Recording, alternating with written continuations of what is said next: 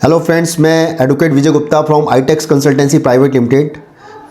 आज मैं इस वीडियो में आपके साथ ट्रेडमार्क से रिलेटेड कुछ बेसिक और इम्पोर्टेंट पॉइंट के बारे में डिस्कस करने जा रहा हूं। वीडियो को ढंग से समझने के लिए वीडियो में शुरू से लेकर लास्ट तक बने रहिएगा।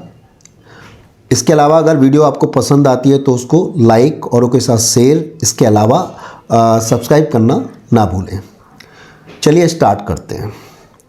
जब भी कोई पर्सन अपना कोई बिजनेस स्टार्ट करता है या बिजनेस चला रहा है तो उस बिजनेस को चलाने के लिए उसके पास कुछ प्रोडक्ट होता है। कोई भी प्रोडक्ट हो सकता है, कपड़े बेचना है या मेडिसिन्स का है या केमिकल्स का है या कुछ भी हो सकता है।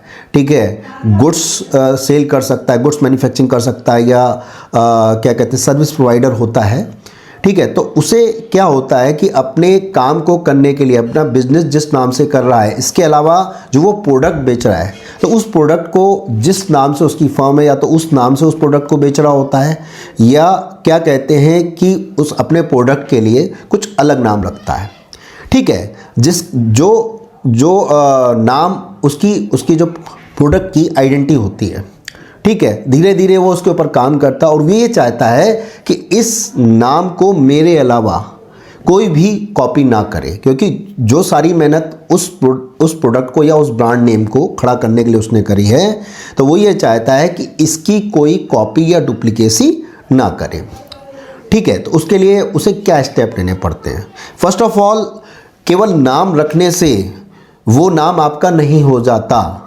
ठीक है, तो उसको एक तरह से आपके नाम पे उसका ओवरऑल राइट आ जाएं तो उसके लिए क्या होता है कि आपको एक लीगल प्रोसेस होती है, उसे फुलफिल करना पड़ता है। ठीक है, जिसे ट्रेडमार्क बोला जाता है। ठीक है, तो आप जब भी कोई प्रोडक्ट बेच रहे हो, ठीक है, तो उसका जो नाम है उसका कुछ ना कुछ नाम होता है जो कई बार काफ़ी पॉपुलर हो जाता है और आप ये चाहते हो कि उसकी कोई डुप्लीकेसी ना करें।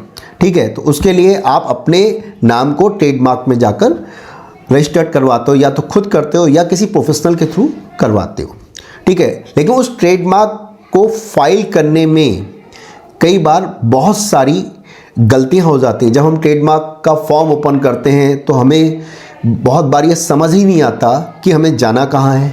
प्लस अगर फॉर्म किसी तरह से हमने सीख भी लिया कि कैसे ओपन करना है, क्योंकि बहुत सारे लोगों ने ये वीडियो डाल रखे हैं कि आप अपना ट्रेडमार्क केवल 5 मिनट में फाइल करें या रजिस्टर्ड कराएं। ठीक है, तो होता क्या है कि उन वीडियो के थ्रू ओपन करके उस फॉर्म को खोलना तो आ जाता है, लेकिन उसके अंदर बहुत सारे ऐसे स्टेप होते हैं जिसके बारे में कुछ भी बताया नहीं जाता। ठीक है, या कई बार वो वीडियो बनाने वाला जो वीडियो बना रहा है उसने केवल फॉर्म ओपन करना सीखा है, मोटा मोटा सीखा है। अब वो अधकचरी नॉलेज लेके वो आपके सामने प्रेजेंट हो जाता है और कहता है कि ऐसे ऐसे फॉर्म भरिए और 5 मिनट में अपना ट्रेडमार्क फाइल करिए। लेकिन उस ट्रेडमार्क को फाइल करने के बाद क्या होता है, विद इन 5 डेज या 25 डेज के अराउंड जो है एग्जामिनेशन रिपोर्ट का टाइम रहता है। ठीक है, तो बहुत बार जब वो एग्जामिनेशन रिपोर्ट आती है तो उसमें कई बार ऐसी गलतियां सामने आ जाती हैं। ठीक है, जिसको सही करने में क्या कहते हैं कि कई बार बहुत सारा एक्सपेंसेस लगता है, बहुत सारा खर्चा लगता है। डिपार्टमेंट हर गलती को सही करने का 900 रुपये का चालान डिमांड करता है, मतलब 1000 रुपये के आसपास समझ लो एक मिस्टेक को सही करने का। तो अगर किसी की 5 मिस्टेक हो गई तो 5000 के जो अराउंड अमाउंट है वो गवर्नमेंट डिमांड कर लेती है। और कई बार क्या होता है कि जब आप वो पेमेंट कर भी देते हो, ठीक है, उसके बाद क्या होता है फिर से एक नोटिस और आ जाता है कि जो गवर्नमेंट चालान पेड किया था, जो आपने फॉर्म फिल किया था जिसे टीएमएम बोला जाता है, कि वो सही नहीं है, तो फिर से दोबारा आप चालान पेड करो। ठीक है, और सामने वाले को ये समझ नहीं आता कि मैं करूँ तो क्या करूँ, कि मैं मतलब सीधी सी बात में बार बार फॉर्म डाले जाता है, कई बार 2 बार, कई बार 3 बार, कई बार 4 बार। ठीक है, और उसके बावजूद उसकी मिस्टेक सही नहीं होती। तो इस वीडियो के थ्रू एक तरह से ऐसे लोगों की हेल्प करने की कोशिश करी जा रही है। बाकी मेरी आप लोगों के लिए एक एडवाइस है कि ऐसा है कि आप अपने आप, ठीक है, अगर आप पहली बार कर रहे हो तो अपने आप ट्रेडमार्क फाइल नहीं करना चाहिए। ठीक है, क्योंकि होता क्या है कि पहली बार खुद फाइल करने में बहुत सारी गलतियां हो जाती हैं और उसके बाद आपका बहुत सारा खर्चा लग जाता है और कई बार वो चीज़ें आपका ट्रेडमार्क निकलता भी नहीं है। ठीक है, तो इसके बारे में तो चलो हम बाकी और कभी किसी वीडियो में डिस्कस करेंगे। बाकी कुछ पॉइंट्स के बारे में आपके साथ में डिस्कस करने जा रहा हूँ। फर्स्ट ऑफ ऑल होता क्या है कि जब आप अपना ट्रेडमार्क जैसे फाइल हो गया, ठीक है, फाइल होने के बाद क्या होता है कि या तो आप ट्रेडमार्क खुद फाइल कर रहे हो तो कोई बात नहीं, लेकिन कई बार आप ट्रेडमार्क क्या होता है कि अलग अलग जो प्रोफेशनल लोग हैं, जैसे लॉयर्स हैं, लीगल फर्म है या सीए हैं या और लोगों से फिल कराते हो, तो होता क्या है कि कई बार तो वो आपका डिजिटल सिग्नेचर यूज़ करते हैं। तो डिजिटल सिग्नेचर अगर आपका यूज़ हो रहा है तो उस केस में आप ही की मेल आईडी आ जाती है और आप ही का फ़ोन नंबर आ जाता है मोस्टली। ठीक है, तो उसमें क्या होता है कि आगे इशू नहीं आता। लेकिन क्या कहते हैं कि अगर आपने ट्रेडमार्क किसी और से फाइल कराया है, ठीक है, तो है क्या कि उसमें ऑटोमेटिक क्या होता है कि फॉर्म में तो आप ही का नाम आता है, आप ही की मेल आईडी आती है, लेकिन जो सब ट्रेडमार्क फाइल जब हो जाता है, फाइल होने के बाद वहाँ पर ई रजिस्टर पेज पे आपकी मेल आईडी विजुअल नहीं होती। ठीक है, जो एप्लीकेंट है उसकी मेल आईडी विजुअल नहीं होती, बल्कि जिसने ट्रेडमार्क फाइल किया है, अपने डीएससी लगाए हैं और जो उसने अपनी आईडी बनाई है, तो उसकी मेल आईडी वहाँ पर विजुअल होती है। तो होगा क्या कि आगे जो भी मैसेज जाएगा, मतलब सीधी सी बात है कि अगर एग्जामिनेशन रिपोर्ट से रिलेटेड कोई मैसेज है, ठीक है, या आगे जाके अपोजिशन से रिलेटेड कोई मैसेज है, कोई भी मैसेज मेल आ रही है, तो वो उसी मेल आईडी पे जाती है जो ई रजिस्टर पेज पर विजुअल होती है। आपके टीएमए फॉर्म में जो मेल विजुअल हो रही है उस पर नहीं जाता, बल्कि जो लीगल पर्सन है जिसके डीएससी लगे उसकी मेल आईडी पे जाता है। और कई बार इशू ये आता है कि अगर मान लेते हैं कि हमें आगे उससे काम नहीं कराना, तो कुल मिला के कि ख़ास तौर से ऑब्जेक्शन के केस में तो वो इशू काफ़ी हद तक रिजॉल्व हो चुका है। ठीक है, लेकिन अपोजिशन के केस में आज भी अपोजिशन की जो उसका क्या कहते हैं कि जो भी हियरिंग से रिलेटेड लिंक है वो आज भी उसी मेल आईडी पे डिपार्टमेंट सेंड करता है जो ई रजिस्टर पेज पर विजुअल होती है।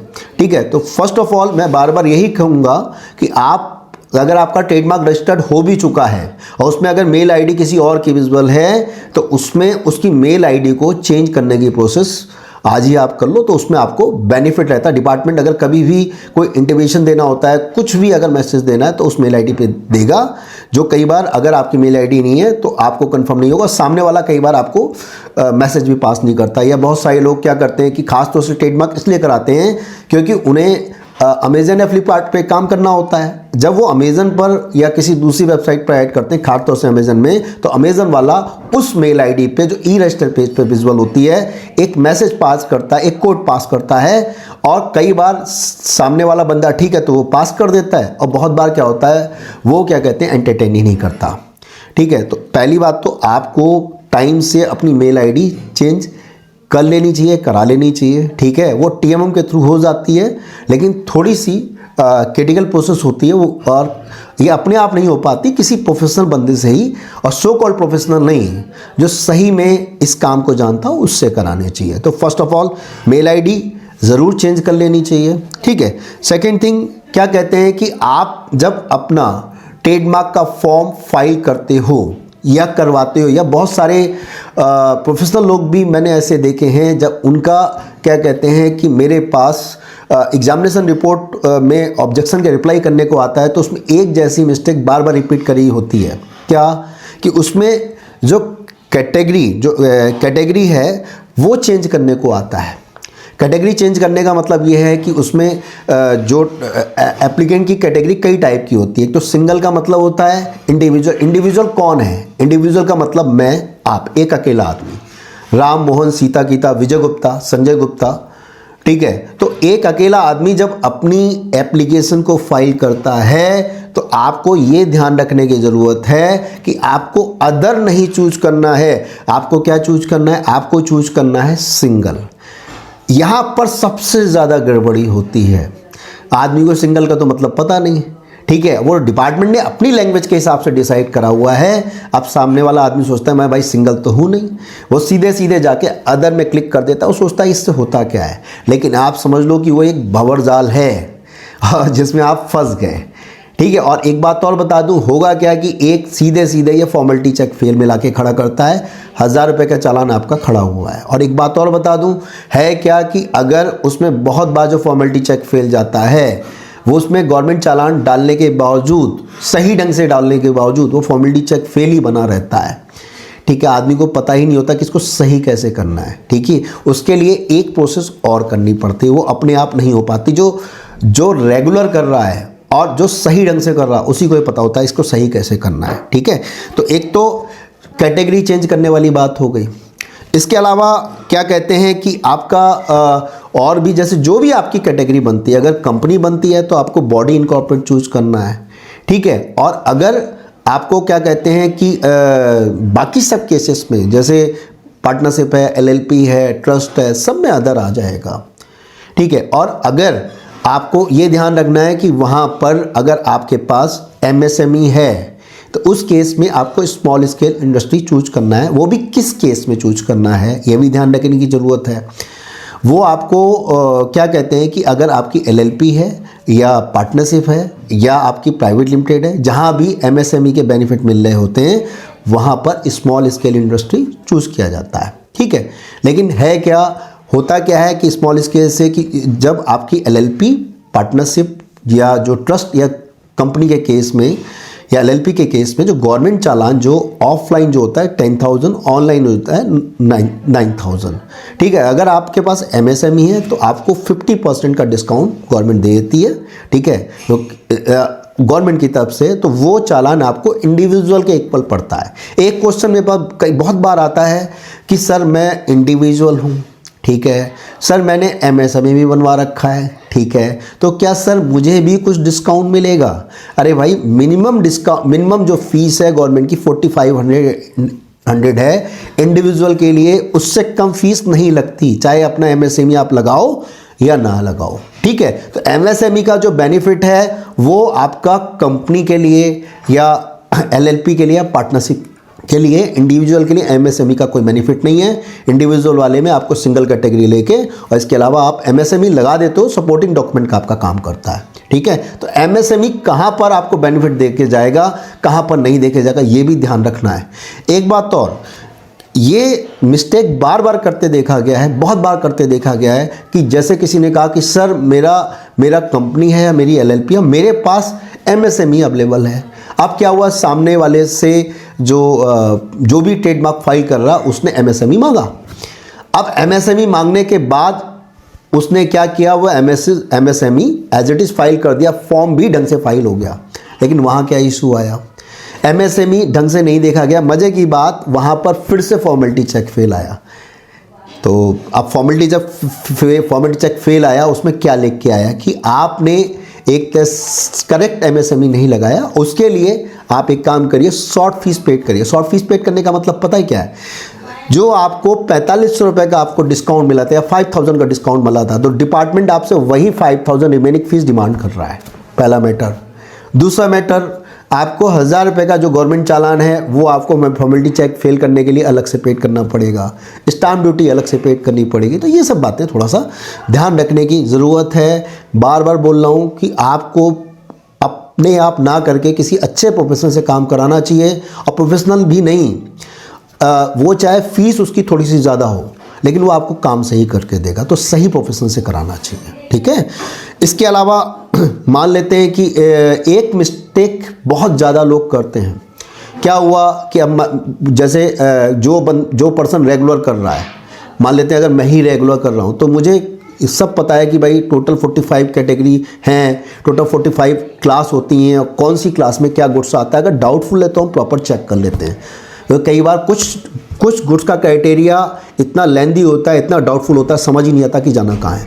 और एक बात और बता दूं, बिना सोचे समझे जाने का मतलब ये है कि आप बहुत बड़ा फॉल्ट करने जा रहे हो। चाहे आपको 2 दिन लगे, 4 दिन लगे, लेकिन बिना जाने बूझे आपको एप्लीकेशन फाइल नहीं करनी है या नहीं करानी है। तो है क्या कि कई बार लोग क्या करते हैं कि अब सामने वाले ने पूछा कि सर ये वाला ट्रेडमार्क, हाँ सर हो जाएगा, मोटा मोटा बता दिया। जिस क्लास में जाना है उस क्लास की जगह पता ही नहीं है, उस क्लास का कहीं और फाइल करा दिया। जैसे एक एग्जाम्पल मैं बता देता हूँ। डॉक्टर्स की जो क्लास होती है, जो प्रोफेशनल्स होते हैं, जो हॉस्पिटल चलाते हैं या क्लिनिक चलाते हैं या लैब चलाते हैं, ठीक है, तो इस टाइप का जो प्रोफेशनल वर्क होता है वो क्लास 44 से रिलेटेड होता है। अब किसी डॉक्टर का किसी ने क्या किया कि एक ट्रेडमार्क फाइल कराया और डॉक्टर साहब ने कहा कि मेरा ट्रेडमार्क यार आप मेरा फाइल करा दोगे, उन्होंने कहा हो जाएगा। वो जो ट्रेडमार्क है वो 44 में जाने के बजाय क्या हुआ, क्लास 10 में उनका फाइल करा दिया गया। अब था क्या कि क्लास 10 क्या होता है कि जो मेडिकल इंस्ट्रूमेंट होते हैं, मेडिकल इंस्ट्रूमेंट मैन्युफैक्चरिंग की क्लास होती है कि जो हॉस्पिटल में जो इंस्ट्रूमेंट यूज होते हैं जैसे उसके बेड हैं और बाकी जो भी इंस्ट्रूमेंट हैं उनसे रिलेटेड क्लास होती है। ठीक है, और था क्या कि उस चीज़ का आइडिया डॉक्टर साहब को भी नहीं है और उस क्लास 10 में करा दिया इंस्ट्रूमेंट क्लास में। मज़े की बात वो ट्रेडमार्क अगर पास भी हो गया और वास्तव में एक्सेप्ट भी हो गया, ठीक है, और उसके बाद अगर वो रजिस्टर्ड भी हो जाता तो मज़े की बात वो डॉक्टर साहब के किसी काम का वो ट्रेडमार्क नहीं है। ठीक है, तो इसे कहते हैं सो कॉल्ड प्रोफेशनल। ठीक है, तो आपको हर चीज़ की जो ठीक है पूरी इंफॉर्मेशन लेने के बाद तब जाके अपना ट्रेडमार्क फाइल करना चाहिए। ट्रेडमार्क आपकी बैकबोन होती है बिजनेस की, ये समझना ज़रूरी है। ठीक है, तो ये जो ये चीज़ आ गई कि वहाँ पर गुड्स का ज़रूर ध्यान रखना है कि कहीं ऐसा तो नहीं कि आपकी जो जितनी नंबर ऑफ क्लास बनती हैं एक क्लास का गुड्स आपको लेके चलना है। आपने क्या किया कि आपने कई क्लास का गुड्स उसमें क्या किया, आइडिया नहीं था, आपने डाल दिया। सामने वाले से पूछा क्या क्या लेना है, उसने कहा ये ले लेना, कोई चेकिंग नहीं, उठा के उसने टाइप किया वो सारा डाल दिया जो बंदा ट्रेडमार्क फाइल कर रहा है, और आगे जाके वहाँ फिर से फॉर्मेलिटी चेक फेल आएगा। ठीक है, और मैं बता दूं वो बार बार करने के बावजूद कई बार वो फाइल ख़राब ही हो जाती है। ठीक है, कई बार इस तरह की गलती करी जाती है कि जो नाम को चूज करने में, जो आपने ट्रेडमार्क का नाम फाइल किया है या करने जा रहे हो, मज़े की बात वो नाम ही नहीं होता, वो किसी भी गुड्स या जो आपका गुड्स है या सर्विस की क्वालिटी को बताता है, नेचर को बताता है, उसका ट्रेडमार्क डाला ही नहीं जा सकता। ठीक है, तो अब उस चीज़ का आइडिया नहीं है, मज़े की बात वो ट्रेडमार्क या तो खुद डाल दिया, जिससे डलवाया उसने कहा सर ये हो जाएगा, उसने कहा हाँ सर ये पब्लिक सर्च में तो अवेलेबल है, मतलब कुल मिला के अवेलेबिलिटी शो कर रहा है, कुछ भी रिकॉर्ड नहीं दिखा रहा। पता चल रहा वहाँ क्या आ गया, वहाँ पर सेक्शन 9 1A या 1B आके खड़ा हो गया। अब वो पूछा सर ये क्या होता है, अरे सर हो जाएगा, कोई ज़्यादा बड़ी बात नहीं है। बाद में क्या हुआ कि आगे जाके केस फंसा रहा, पहले एग्जामिनेशन रिपोर्ट का रिप्लाई और उसके बाद हियरिंग में जाके 1 हियरिंग 2 हियरिंग 3 हियरिंग, उसके बाद वो ब्रांड नेम कैंसिल हो गया। तो आपको अपना ब्रांड नेम को सही ढंग से चूज करना है कि आपका जो नाम है वो ट्रेडमार्क के जो स्टैंडर्ड है या रूल्स एंड रेगुलेशन उसके हिसाब से सेट बैठता है या नहीं बैठता है, और कोई नाम ऐसा तो नहीं कि पता चल रहा है जो पहले से चल रहा हो और मैं वही सेम नाम अप्लाई कर दे रहा हूँ और फिर मैं उम्मीद कर रहा हूँ कि कोई मेरा ट्रेडमार्क निकलवा दे। बिल्कुल नहीं निकलेगा। उसके भी जो बिल्कुल मैचिंग वाले नाम आ जाते हैं उसका भी निकलने का तरीका होता है, लेकिन आप यकीन मानो कि कुछ नाम ऐसे होते हैं कि जो रजिस्टर्ड हो ही नहीं सकते और सामने वाला आपसे पैसे ऐंठता चला जाता है। बहुत बार ऐसा भी होता है, इस चीज़ का ध्यान रखने की ज़रूरत है। ठीक है, इसके अलावा जो आगे की बात एक आ जा रही है कि यहाँ पर आपका जैसे अब आगे की एक बात कर लेते हैं कि जैसे आपके उसमें एग्जामिनेशन रिपोर्ट आई, उस एग्जामिनेशन रिपोर्ट में लिखा रहता है विदिन 30 डेज। 30 डेज का मतलब होता है कि 30 दिन के अंदर आपको अपना रिप्लाई कर देना चाहिए। लेकिन कई बार सामने वाले की मेल आईडी नहीं पड़ी, उस बंदे ने जिसने डाला उसने सब कुछ अपनी मेल आईडी, अपना फ़ोन नंबर सब कुछ डाल दिया, और जो जिसने ट्रेडमार्क डलवाया उसको उस पब्लिक सर्च ई रजिस्टर पेज पे देखना आता ही नहीं है, क्योंकि सामने वाला बताना नहीं चाहता, वो ही नहीं चाहता कि इसको मेरी कोई कमी पता चले, वो सब कुछ अपने कंट्रोल में रखना चाहता है। लेकिन है क्या, अपने कंट्रोल में रखना अच्छी बात है, लेकिन आप सामने वाले को टाइम टू टाइम उसकी इन्फॉर्मेशन दो, उसको गाइड तो करो, लेकिन वो कुछ नहीं बताते। ठीक है, और होता क्या है, ऑब्जेक्शन आया, ऑब्जेक्शन का टाइम लैप्स कर गया, चलो कोई बात नहीं, 2 महीने, कई बार क्या होता है डिपार्टमेंट बहुत टाइम तक वेट करता है, 1 साल 1.5 साल तक वो अवेटेड रिप्लाई दिखाता रहता है, वेटिंग रिप्लाई। कायदे में विदिन 30 डेज के बाद उनको राइट है कि उस आपके ब्रांड को कैंसिल कर दें। ठीक है, अबेंडेड लिख के आ जाता है, कैंसिल कर सकते हैं। तो आपको ब्रांड आपका है, आपको खुद ध्यान रखना, अगर वो आपका कैंसिल हो जाएगा तो उस प्रोफेशनल बंदे का कोई लॉस नहीं होना। ठीक है, जिस पर्सन से आपने जिस सो कॉल्ड प्रोफेशनल से आपसे कराया, लॉस उसका थोड़ा ना हो रहा है, लॉस तो आपको हो रहा है। तो आपको अपने लॉस की खुद ध्यान रखने की ज़रूरत है। इसके अलावा क्या कहते हैं कि रिप्लाई की अगर बात करी जाए तो रिप्लाई में भी क्या होता है, बहुत बार देखा गया, एक पर्सन थे तो उन्होंने ये कहा कि सर मैं बहुत सारी फाइलें मेरी गई हैं, ठीक है, और मेरी फाइलें लाइन से कैंसिल क्यों होती चली जा रही, कोई भी ट्रेडमार्क पास नहीं हो रहा। करीबन 20 ट्रेडमार्क अगले बंदे ने डराए, एक भी ट्रेडमार्क पास नहीं हो रहा था। ऐसा कैसे पॉसिबल है? ठीक है, ट्रेडमार्क का ग्राफ खराब रहता है लेकिन इतना भी खराब नहीं रहता, इतनी भी प्रॉब्लम नहीं है कि पता चला 100% फाइलें डंप हो जाएं या ख़राब हो जाएं। अब उसमें क्या हुआ कि जब उनसे एप्लीकेशन नंबर मांगे और चेक करेगा तो वहाँ क्या था कि उसमें अगर सेक्शन 11 का है या सेक्शन 9 का है, सेक्शन 91A, 91B, 11 या कुछ भी है, तो उसमें एक रिप्लाई ड्राफ्ट करा हुआ, उस रिप्लाई में केवल एप्लीकेंट का नाम छोड़ा गया है और इसके अलावा एप्लीकेशन नंबर ब्लैंक करा गया। बाकी सबका 91A, 91B और 11 सबका एक ही जैसा एक पेज का रिप्लाई बना के वहाँ पर हाथ से एप्लीकेशन नंबर लिख दिया गया और ब्रांड नेम लिख दिया गया, बस, ठीक है, और उठा के उसको सबमिट कर दिया गया। तब मैंने उन्हें रीज़न बताया, मैंने देखिए ये जो ब्रांड नेम है ये इसलिए पास नहीं हो रहे, इसलिए कैंसिल होते चले जा रहे हैं। तो रिप्लाई में भी ये ध्यान रखने की ज़रूरत है कि अगर कोई ये कह रहा है कि सर मैं बहुत कम फीस में आपका काम कर दे रहा हूँ, तो आप समझ लेना कि उसका वैल्यूएशन करना ज़रूरी है कि अगर कोई बहुत कम फीस ले रहा है तो क्या उसे कुछ काम करना आता भी है, नहीं आता है, ठीक है, तो होगा क्या, आपकी फाइल को ख़राब करा देगा। तो आपको सीधी सी बात है, ऐसे बंदे से आपको काम कराने की ज़रूरत है कि जो उस काम को परफेक्शन के साथ जानता हो, और ऑब्वियस है अगर उस काम को परफेक्शन के साथ जानता है तो वो अपने ब्रेक इवन के नीचे काम नहीं कर सकता, और आपको भी उम्मीद नहीं करनी चाहिए कि वो ब्रेक इवन के नीचे काम कर देगा। क्यों कर देगा वो उससे नीचे काम, ठीक है। तो रिप्लाई का एक तो सबसे पहली बात तो रिप्लाई जाना, रिप्लाई टाइम से जाना, प्लस सही रिप्लाई जाना, और किस सेक्शन का क्या रिप्लाई बनता है और क्या ड्राफ्टिंग बनती है, मतलब उसका कंटेंट में दम होना चाहिए। रिप्लाई बड़ा होने से मतलब नहीं है, कंटेंट में जान होनी चाहिए, ठीक है। तो अगर सीधी सी बात है, अगर आपका ऑब्जेक्शन का रिप्लाई किया गया तो अगर वो मान लेते हैं कि कई बार हियरिंग में भेज दिया जाता है तो आगे जाके वो या तो यहीं से क्लियर हो जाएगा, नहीं तो हियरिंग से तो वो क्लियर होगा ही होगा, 101% क्लियर होगा। मैं और बता दूं, अगर सही ढंग से रिप्लाई किया गया है और आपका नाम सही है तो आपके ब्रांड को रजिस्टर्ड होने से कोई नहीं रोक सकता।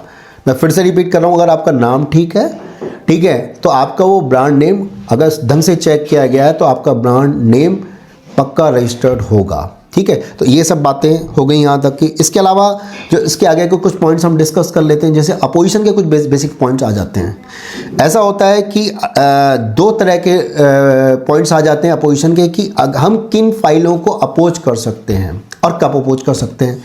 तो सीधा सा फैक्टर है कि अपोज करने के लिए क्या होता है कि अगर मैंने पहले भी डिस्कस किया, इसके बाद पहले वीडियो बनाया है तो उतना डीप डिस्कशन तो मैं करूँगा नहीं, लेकिन शॉर्ट में बता रहा हूँ कि अगर आपका नाम दूसरे से मिलता जुलता है और आपको लग रहा है कि डिपार्टमेंट ने गलत ढंग से ये फाइल एक्सेप्ट कर दी, और जब वो एडवर्टाइजमेंट में जाती है तो वो जो एडवर्टाइजमेंट का पीरियड होता है वो 4 महीने का पीरियड होता है, उस पीरियड में कभी भी कोई पर्सन जिसे लगता है कि इसने मेरे नाम की डुप्लीकेसी करी है तो उसके ऊपर अपना अपोजिशन फाइल कर सकता है। लेकिन केवल अपोजिशन फाइल करना ज़रूरी नहीं है, आपके पास उसका वैलिड यूज़र होना ज़रूरी है। मतलब आप उस नाम को पहले से यूज़ कर रहे हो और आपके पास उसके वैलिड डॉक्यूमेंट का मतलब वैलिड बिलिंग, जैसे टिन नंबर, टिन के बिल, जीएसटी के बिल या कुछ और ऐसे एविडेंस होने चाहिए जिससे ये प्रूफ हो कि ये आप पहले से यूज़ कर रहे हो, तब आपको उसको अपोज करने में फ़ायदा है। और उसी 4 मंथ के पीरियड में, मतलब मैं फिर से रिपीट कर रहा हूँ, जब फाइल एक्सेप्ट होती है, ठीक है, एक्सेप्ट और एडवर्टाइजमेंट में जाने के बीच में तो अपोज करा ही नहीं जा सकता। अगर कोई अपोज करेगा तो होगी नहीं। अगर एडवर्टाइजमेंट में जाने के बाद उसका अपोजिशन का पीरियड स्टार्ट होता है तो उससे और 4 महीने के बीच में आप कभी भी, मतलब जब उसका ख़त्म होने स्टार्टिंग डेट और जो लास्ट डेट होती है अपोजिशन फाइल करने की, उस बीच में आप कभी भी कर सकते हो। और जैसे ही गवर्नमेंट की फ़ीस जाती है प्लस वो पेपर पावर अटॉर्नी और वो जो अपोजिशन का पेपर जाता है तो फाइल में अपोज लिख के आ जाता है। स्टाम्प ड्यूटी का ज़रूर आपको ध्यान रखना है कि अपोजिशन के केस में जो पावर अटॉर्नी बनती है वो कम से कम 100 रुपये के स्टाम्प पेपर पे आपको बना के चलनी चाहिए, नहीं तो डिपार्टमेंट इशू खड़ा कर सकता है, ठीक है। वो एक इशू फालतू का बना सकता है कि, तो आपको 100 रुपये के स्टाम्प ड्यूटी उस पर का स्टाम्प पेपर लेना है, विथ नोटरी करना है। कुछ लोगों का मैंने देखा है कि वो स्टाम्प पेपर कुछ भी ले लिया, 10 रुपये का, 20 रुपये का, ठीक है, और कुछ भी ले लिया और इसके अलावा नोटरी भी नहीं कराया और फाइल कर दिया, ठीक है। तो अगर डिपार्टमेंट की नज़र में वो चीज़ आ जाएगी तो आपको दिक्कत हो जाएगी, तो इस चीज़ का ध्यान रखना है। इसके अलावा जब आपने फाइल अपोज कर दी, ठीक है, काउंटर कब करना है? अगर किसी का मान लेते हैं किसी की फाइल में फाइल अपोज हुई है, उसे पता चल जाता है, तो उसे क्या करना है कि जो डिपार्टमेंट में जो नोटिस विजुअल है उस नोटिस की डेट से, ठीक है, विद इन 2 मंथ आपको काउंटर रिप्लाई फाइल करना है। क्योंकि अगर आप 2 महीने के बाद जरा सा भी डिले होते हो तो उस केस में एक तरह से आपने जो अपोज किया है, ठीक है, सॉरी, जो 2 महीने के अंदर अगर आपने काउंटर नहीं किया या उससे लेट होता है तो उस केस में वो केस एप्लीकेंट के एंटी जा सकता है, ठीक है। जिसने केस फाइल किया उसे अपोनेंट बोलते हैं और जिसकी एप्लीकेशन है उसे एप्लीकेंट बोलते हैं, तो एप्लीकेंट के अगेंस्ट जा सकता है। तो आपको टाइम से अपना नोटिस का जवाब देना, काउंटर रिप्लाई फाइल करना है। वहाँ भी आपको 100 रुपये का स्टाम्प ड्यूटी पेड करनी है, ठीक है। इसके अलावा उसके बाद अगले 2 महीने के अंदर जैसे आप काउंटर रिप्लाई कर दिया गया, तो काउंटर रिप्लाई करने के बाद विद इन 2 मंथ एप्लीकेंट को अपना एविडेंस एफिडेविट फाइल करना होता है विथ स्टाम्प पेपर। यहाँ पर कम से कम 50 रुपये का स्टाम्प पेपर लेके चलना है, ठीक है, और सही स्टाम्प पेपर लेके चलना है। और अगर अपोनेंट अपने evidence affidavit with stamp duty अगर सबमिट करता है तो उस रूल 45 में वो सबमिट करेगा अपोनेंट, और उसके बाद अगले 2 महीने के अंदर फिर एप्लीकेंट को अपना जवाब, मतलब अपने एविडेंस वहाँ पर सबमिट करने हैं, अपना जो एविडेंस एफिडेविट और साथ में जो बिल वगैरह हैं वो सबमिट करने। यहाँ उसको भी ध्यान रखना, कम से कम 50 रुपये का स्टाम्प पेपर होना चाहिए, ठीक है। और उसके बाद अगर इस एविडेंस वाले पार्ट में भी एक भी दिन डिले हो जाता है तो आप समझ लो कि उस केस में जो भी पर्सन अपने एविडेंस को देने में एक भी दिन का डिले करता है, ठीक है, तो वो एक तरह से वो केस अगेंस्ट चला जाता है। हियरिंग आती है, डिपार्टमेंट बुलाता है, दोनों पार्टी को बुलाएगा, लेकिन कुल मिला के कि ऑर्डर उस पार्टी के अगेंस्ट कर देगा जिसने अपनी प्रोसेस में कुछ ना कुछ उसके कमी रही है, मतलब टाइम से नहीं किया गया। तो सीधी सी बात है, जो भी करना है तो उसको लेट करने का क्या फ़ायदा है? आप टाइम से सब चीज़ें आपको पता है। कुछ लोगों का मतलब कुछ लोग ये कंक्लूज़न निकाल रहे होते हैं या ये रीज़न दे रहे होते हैं कि सर अभी तो मेल पे आया नहीं मेरे, तो मुझे मेरा जो पर्सन है, मेरा लॉयर है या जो भी मेरा सी है, वो कह रहा है कि अभी इसका आंसर करने की ज़रूरत नहीं है। जबकि ऐसा नहीं होता। जब आपको टाइम से पता चल गया है, पोर्टल पे विजुअल आ गया है, विजुअल हो गया है, तो आपको उसका आंसर कर देना चाहिए। तो ये सब बातें हमको ध्यान रखने की ज़रूरत है, ठीक है। तो अगर कोई भी आपको ट्रेडमार्क की फाइलिंग से रिलेटेड अगर कोई भी प्रॉब्लम है, ठीक है, नए ट्रेडमार्क को फाइल करने से रिलेटेड अगर कोई सही पर्सन नहीं मिल पा रहा है या उसके रिप्लाई से रिलेटेड आपको कोई इशू आ रहा है कि रिप्लाई फाइल नहीं हुआ है या रिप्लाई फाइल करवाना है, या अपोजिशन से रिलेटेड कि किसी फाइल को अपोज कराना है, अगर अपनी जगह आप सही हो तो अगर आपको किसी फाइल को अपोज कराना है या अपना काउंटर रिप्लाई सबमिट कराना है, अगर कहीं भी कोई इशू है तो आप मेरे पर्सनल मोबाइल नंबर पे फ़ोन करके अपनी जो भी क्वारी है, अपना डाउट के बारे में इंफॉर्मेशन ले सकते हो, कंफर्मेशन कर सकते हो, ठीक है। मेरा पर्सनल मोबाइल नंबर है 9625122106। इस नंबर पर कॉल करके अपनी क्वारी का आंसर ले सकते हो। Thank you.